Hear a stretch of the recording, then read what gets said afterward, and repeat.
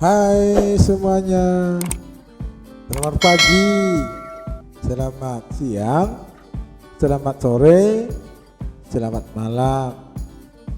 Saya ucapkan selamat datang di channel saya, channel Sudizaro Medova.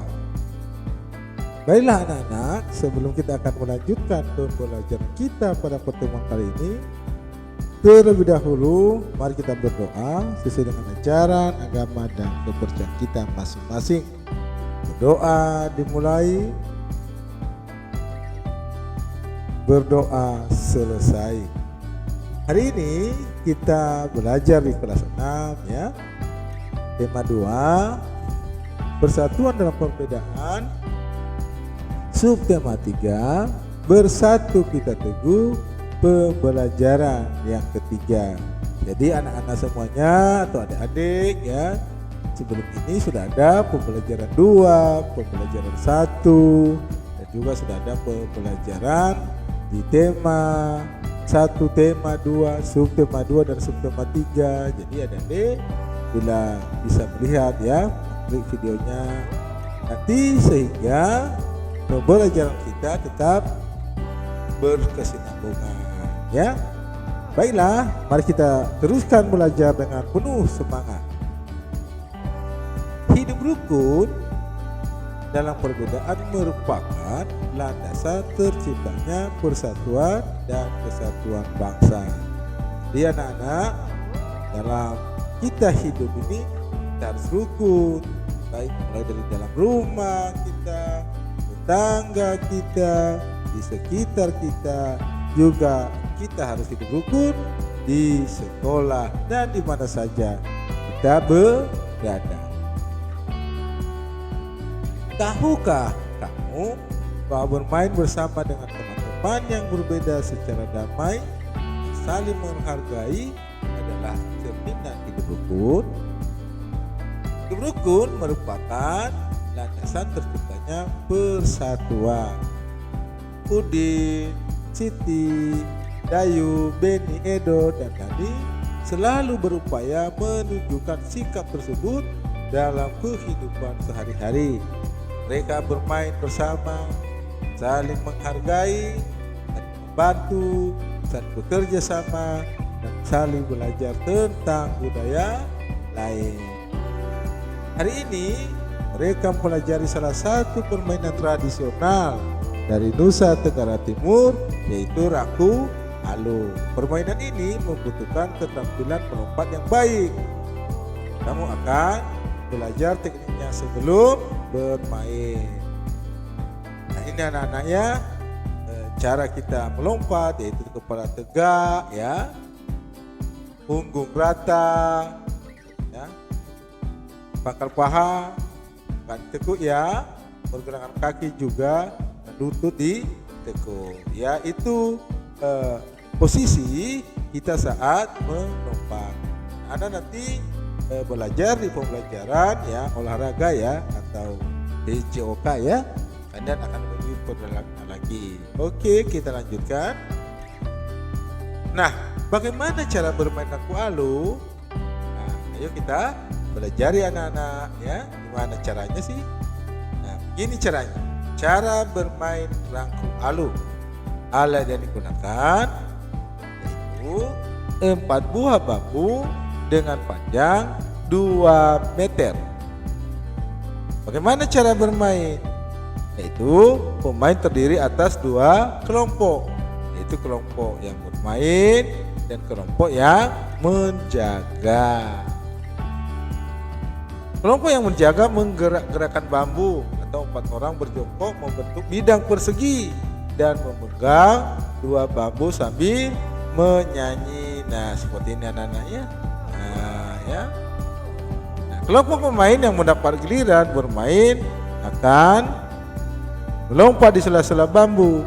Mereka harus menghindari jepitan bambu. Melompat akan masuk dalam bidang persegi dan melompat-lompat sesuai irama bukan tutup bambu. Jadi anak-anak permainan ini asyik kalau anak-anak bisa mencobanya ya. Nah, Tuhan menganugerahkan kita beragam tanaman. hewan agar kita bisa memanfaatkannya.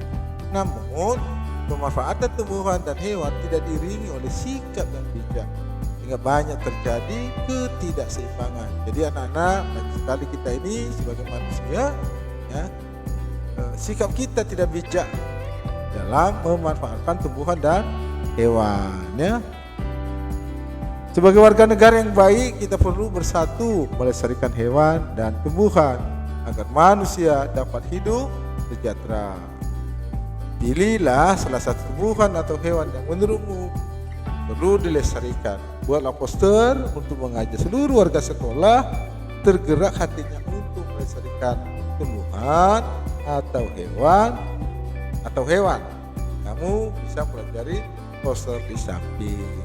Nah, ini anak-anaknya gambar bumi kita ya. Ini ada mobil, ada rumah ya. Lalu di sini mukanya kan seperti muka manusia, ada matanya, ada mulutnya ya. Ini sebuah poster tulisan tanam pohon di bumi untuk masa depan kami. Nah, itu anak-anak contoh daripada sebuah poster ya. Anak-anak bisa belajar nanti ya. Nah, postermu harus memuat satu jenis tumbuhan atau hewan dengan habitat dan manfaatnya. Jangan lupa kalimat ajakan serta gambar yang menarik dan jelas. Itu anak-anak nanti ya dibuat ya. Apa itu poster? Nah, mari kita pelajari dulu. Nah, apa yang itu poster?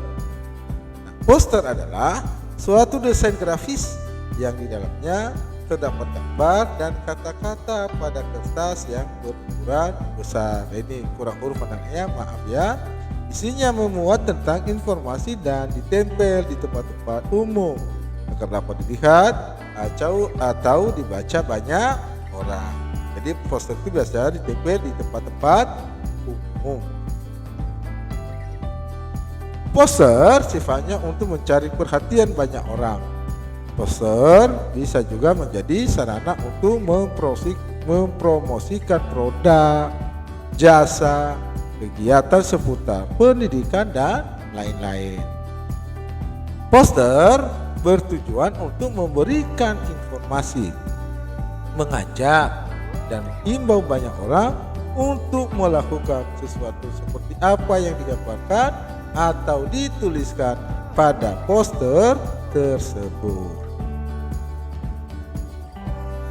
Ini anak-anak ciri-ciri poster.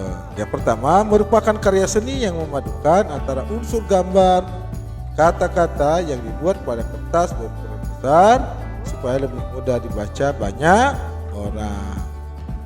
Biasanya poster mengandung unsur-unsur yang mencolok, tujuannya supaya dapat menarik perhatian. Berisikan kalimat-kalimat yang cukup singkat, jelas dan mudah dimengerti pembaca. Lalu mengandung unsur gambar yang menarik agar membuat orang banyak penasaran untuk melihat dan membaca informasi yang ada di dalamnya. Dipasang di tempat yang strategis supaya dapat diketahui banyak orang. Misalnya tempat yang ramai seperti alun-alun kota, pasar dan lain-lain. Nah, itu anak-anak ciri-ciri dari pada poster. Nah, seperti yang Pak buat ini kan berwarna-warni. Itu apa? Biar anak-anak bisa menarik perhatian. Ya, begitu cara membuat poster. Persatuan dapat membawa pula dalam belajar. Kamu akan bekerja sama dengan temanmu dan tulisanmu dapat lebih baik. Jadi itu anak-anak ya. Sang saka merah putih merupakan sebutan bagi bendera nasional. Warna merah putih memiliki makna. Merah berarti berani dan putih berarti suci. Merah melambangkan tubuh manusia, sedangkan putih melambangkan jiwa manusia. Keduanya sangat penting dan saling melengkapi. Bendera pusaka dibuat oleh Ibu Fatmawati, istri Presiden Soekarno pada tahun 1944. Bahan bendera terbuat dari katun Jepang dengan ukuran 276 cm dikali 200 cm. Sejak tahun 1946 sampai dengan 1968, bendera tersebut hanya dikibarkan pada setiap hari ulang tahun kemerdekaan Republik Indonesia. Karena usianya yang sudah tua, Sangsaka Merah Putih terakhir tersebut kali berkibar pada tahun 1969. Bendera disimpan di Museum Nasional. Pemerintah kemudian membuat bendera duplikat dengan ukuran 300 kali 200 cm. Ya, itu anak-anaknya ukuran bendera duplikat daripada ukuran bendera pusaka. Setelah membaca teks, lengkapilah peta pikiran berikut dengan menggunakan kalimat efektif. Nah, ini anak-anaknya Bapak coba bantu ya. Kita ini selalu membuat peta pikiran. Apa bolak-balik bilang untuk apa? Untuk pengetahuan kita atau pemikiran kita lebih tinggi ya. Banyak kita dapat informasi. Contoh ya. Ini jawabannya anak-anak nanti. Sangsaka Merah Putih menjadi sebutan bendera Indonesia. Jadi kata tanya apa? Kata tanya itu menanyakan tentang apa gitu loh ya. Lalu mengapa? Karena warna merah putih mempunyai arti. Merah artinya berani dan putih artinya suci. Lalu siapa? Dibuat Ibu Fatmawati istri Soekarno. Lalu di mana? Disimpan di Museum Nasional. Nah, kapan dibuat? Nah, dibuat tahun 1944. Bagaimana? Bendera dibuat dengan ukuran 276 kali 200 cm. Dari Katun Jepang, benderanya hanya dikibarkan saat kemerdekaan. Nah, itu anak-anaknya, nanti kalian anak-anak coba kembangkan lagi ya pada peta pikiran yang ada ini, atau yang terpaku pada jawaban-jawaban yang Bapak buat. Kalian juga harus berusaha sendiri. Oke, kita lanjutkan. Nah, bersatu dalam kebaikan akan membuahkan hasil yang luar biasa. Ini kamu sudah bersatu dengan temanmu dalam belajar sehingga kamu dapat memperoleh manfaat yang positif. Itu anak-anaknya, kita tetap bersatu. Demikian anak-anak pembelajaran kita pada pertemuan kali ini. Dulu kita akan berpisah. Terlebih dahulu mari kita berdoa sesuai dengan ajaran agama dan kepercayaan kita masing-masing. Doa dimulai, berdoa selesai. Apa tetap mengingatkan kita, tetap kita melaksanakan prokes 3M atau protokol kesehatan 3M. Itu M yang pertama, mencuci tangan dengan sabun di air yang mengalir. M yang kedua, kita tetap memakai masker ya. Dan yang ketiga, kita menjaga jarak atau kita menjauhi kerumunan. Demikian anak-anak yang bisa Bapak sampaikan pada pembelajaran kita kali ini.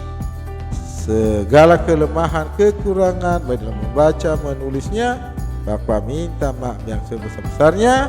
Dan saya ucapkan terima kasih. Semoga bermanfaat. Sampai bertemu di pembelajaran berikutnya. Tuhan memberkati. Amin.